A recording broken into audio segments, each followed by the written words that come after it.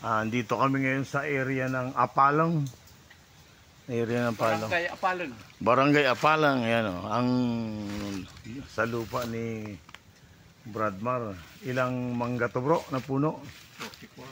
44 na fruit berries na namumunga na. Fruit bearing mangga. Fruit bearing na mangga, ayan o. Puro grafted yan. 2.3 grafted o. Malalaki na. Mga 20 years ng ano to, may avocado. 44 siya, 44. Tapos ang Nara, Bro, hindi na ha? hindi lang 20 years.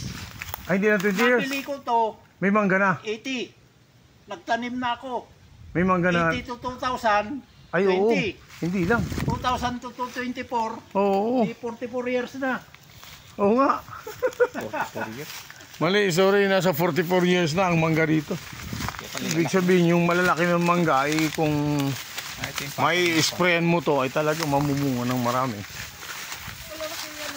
2.3 hectares tong lupa ni Brad. Sa puno lang, ilan tonelada may bababa mo dito ang bunga. Ayun, May okay. timing mo. Oo, yan o. May mga kambing siya rito.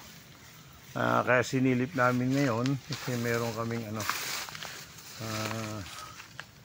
tinitingnan lang na ano, mga properties.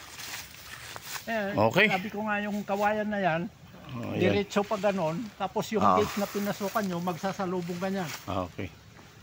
Yung Nara bro, ang marami rito, hindi mo mabilang ano. Karapan pa lang dami. Okay, bye.